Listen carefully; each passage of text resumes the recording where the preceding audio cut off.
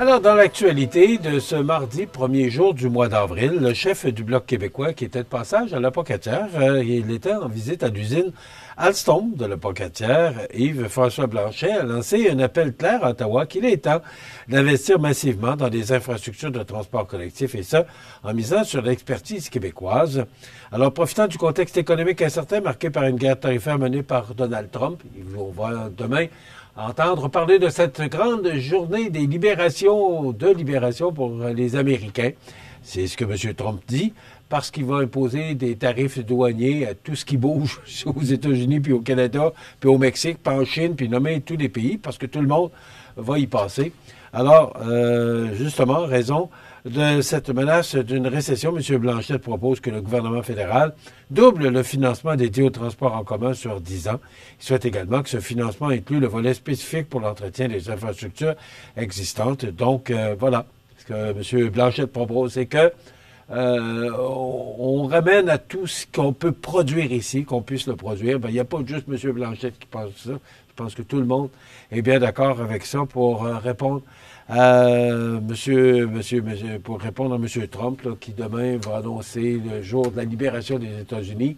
Pas sûr que les Américains vont être si libérés que ça demain, quand ils vont voir la facture, là, juste d'une automobile, là, puis ils s'en fichent éperdument, même si les Américains payent plus cher, il n'y en a pas de problème, mais c'est pas lui qui paye. Hein? On sait qu'il est milliardaire, alors lui, ça ne l'affecte pas.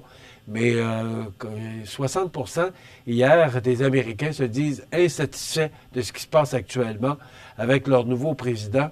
60 contre 38, là, donc il manque que 2 probablement les indécis qui ne savent pas, ben là, je ne sais pas trop. Mais c'est ça, c'est que 60 actuellement des Américains sont insatisfaits de la façon que le président américain mène les États-Unis depuis son accession à la présidence des États-Unis le 20 janvier dernier. Alors, voilà, pour l'Association des retraités d'éducation et des autres services publics du Québec, eh bien, mieux connu sous le nom de l'AREC, on lance un cri du cœur à la suite du dépôt du budget provincial.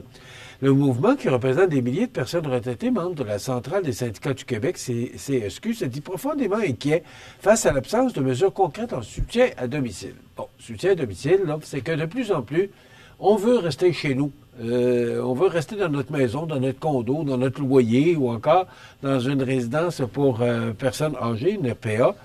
Mais là, c'est qu'il y a de moins en moins de financement offert par le gouvernement et même la ministre Bélanger, là, qui doit soumettre un projet prochainement pour ça, dit que ça se peut que les services à domicile deviennent payants. Ben oui, c'est une très bonne idée, Mme Bélanger, déjà que nos aînés ont de la difficulté, là, certains, à joindre les deux bouts et on va aller leur offrir des services qu'ils devront payer. Ben, il faut réaliser qu'en 2030, là, un quart de la population, 25 de la population, là, aura 65 ans et plus. Et pourtant, les programmes se font de plus en plus rares, du moins. C'est ce que nous rappelle Mme Micheline Germain, qui est présidente de l'AREC. La vérificatrice générale avait estimé à 2 milliards de dollars par année le minimum requis pour maintenir les services actuels. Or, à peine 193 millions sont investis chaque année depuis. Pire encore, la ministre Sonia Bélanger qui aurait récemment évoqué la possibilité de rendre certains services de soutien à domicile payants. Donc, c'est une histoire à suivre. Les seules nouvelles dépenses annoncées récemment, bon, ce sont les gicleurs, là, 30 millions, puis 51 millions pour harmoniser les services dans les CHSLD publics et privés. Donc, c'est inquiétant. Et la REC dit, ben là, il faudrait voir qu'est-ce qu'on peut faire pour ça. Et M. Girard, il n'y en a pas d'argent. Il n'y en a pas. Encore, là, dans le Journal de Québec ce matin, là, il annonce un paquet de projets là, qui sont mis sur la table, ou tout simplement, pas sur la table, pardon, mais sur la glace, dont certains projets là, qui sont tassés complètement. On n'est pas dans une situation économique très enviable actuellement. Et pourtant, on l'a mentionné, lorsque la CAQ a pris le pouvoir, et contre toute allégeance politique, là, mais quand la CAQ a pris le pouvoir, M. Philippe Couillard, qui était premier ministre du Parti libéral, on s'en souvient, qu'on avait vécu sous l'austérité pendant un bon bout de temps, ben, avait laissé de l'argent dans les coffres. Et là, imaginez-vous qu'on fait des déficits accumulés chaque année. Et là, puis on bat des records à chaque année. Alors, il faut s'attendre là, que ça va serrer dans certains coins. Une grande tournée d'information qui débute cette semaine dans la région de Montmagny-Lillet. C'est l'organisme La Droit de Chaudière-Appalaches, reconnu pour sa défense des droits de santé mentale, qui vient à la rencontre des citoyens pour faire connaître une entente importante dans le cadre d'un recours collectif concernant la garde préventive en psychiatrie. C'est le projet, c'est pas un projet, c'est la loi P38 qui permet l'hospitalisation d'une personne sans son consentement. Or, la loi est claire, au-delà de 72 heures, une décision judiciaire est nécessaire pour prolonger cette détention. Pourtant, entre 2015 et 2024, plusieurs personnes auraient été hospitalisées plus longtemps sans autorisation du tribunal. Alors, un recours collectif aurait donc été approuvé pour les personnes concernées. Si vous avez été hospitalisé contre votre gré pendant plus de 72 heures sans décision d'un juge, entre le 1er janvier 2015 et le 4 novembre 2024, vous pourriez avoir droit à une compensation financière et chaque journée d'hospitalisation illégale pourrait vous rapporter jusqu'à 1 000 $. Donc, vous pouvez vous informer là à La Droit. D'ailleurs, on aura une entrevue. J'ai enregistré une entrevue avec M. Winter, qui est porte-parole de La Droit, qui sera avec nous le 10 avril, parce qu'on n'a pas d'espace avant ça, mais La Droit sera présent dans la MRC de Lillet le mercredi 2 avril, demain, et à Montmagny le 3 avril. Donc, si vous désirez avoir plus d'informations, là, vous pouvez aller sur le site de La Droit ou encore vous vérifier auprès des organismes qui s'occupent de santé mentale. Là, vous allez avoir plus d'informations. Ce matin, à ma grande surprise, vous savez que lorsque le prix à la pompe de l'essence baisse, je vous en informe. Lorsqu'il monte, je vous en informe aussi. Alors, on me rendait au studio ce matin parce que vous savez que partout au Canada, sauf au Québec et en Colombie-Britannique, l'essence baisse de 18, 20, 25 cents. Là, ça dépend des endroits. Alors, ce matin, en me rendant au studio, je passe devant chez Irving. L'essence est à 1,49,4 $. Je passe devant le Proxy, le dépanneur coin Sainte-Brigitte et boulevard Taché, 1,54,9 $, augmenté de 5 cents.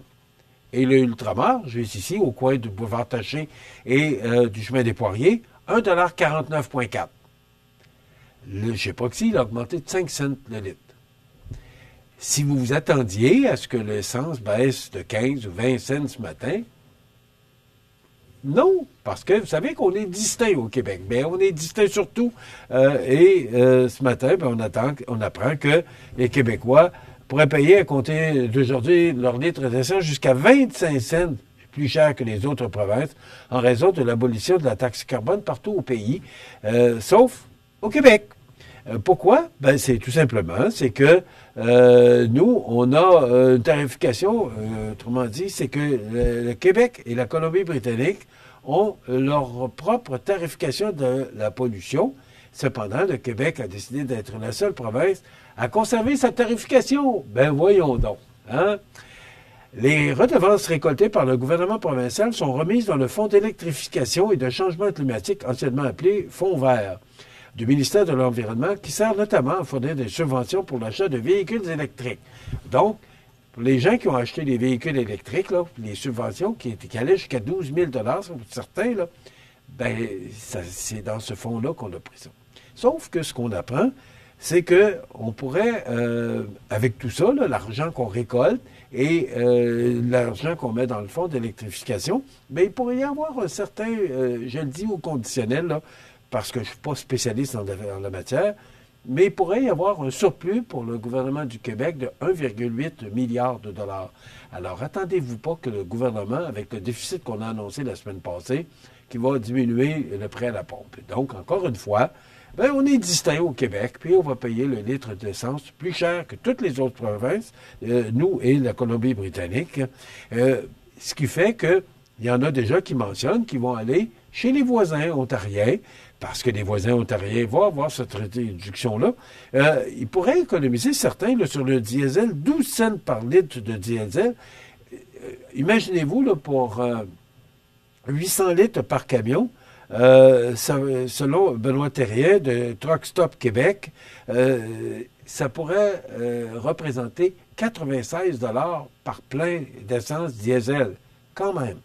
C'est dans le Journal de Québec ce matin, sous la plume de Mathieu Boulay. qui nous en apprend beaucoup. Donc, et là, ben, c'est une guerre de l'essence qui commence, encore une fois. C'est pas la première fois qu'on va voir ça.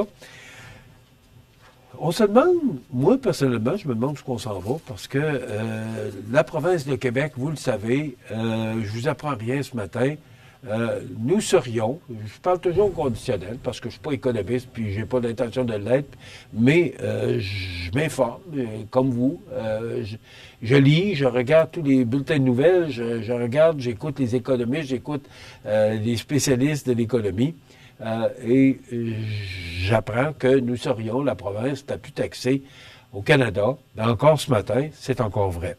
Et dans le Journal de Québec, ce matin, sous la plume de Nicolas Lachance, on apprend que, prise avec un déficit record, le gouvernement Legault chambarde le plan québécois des infrastructures. Donc, c'est plusieurs projets là qui sont mis sur l'Atlas, encore ce matin. Et justement, mon producteur, directeur de production, ici réalisateur de l'émission, Jean Carbonneau, me disait « Ouais, mais il arrive quoi avec le projet de l'école? » Ben moi, si je me fie à ce que Mme Rachel Bégin, du Centre de services scolaires, elle l'a dit ici sur nos ondes, là, que les travaux devraient commencer d'ici quelques temps au niveau sportif. Le 40 millions, là, parce qu'on a eu 54 millions, le 40 millions, il est là, il est prêt, il est dans les coffres pour qu'on puisse réaliser le complexe sportif. Alors, la partie sportive, là, du moins, c'est pas moi qui l'ai dit, c'est Mme Rachel Bégin, qui est directrice du Centre de services scolaires de la Côte-du-Sud. Mais pour les autres projets, là, dont la salle Édouine Bélanger, qui resterait 14 millions, donc il y a un manque à gagner. Alors, il va se passer quoi? Je ne sais pas, mais on va tenter de le savoir. Et ce soir, à l'école de Sainte-Apolline, il y a une rencontre là, pour discuter de ce qui se passe actuellement avec la possibilité de la fermeture d'école de Sainte-Apolline. Donc, Mario Lacombe sera là pour nous et nous donnera toute l'information. On tentera d'avoir un reportage pour vous demain matin, sinon jeudi matin.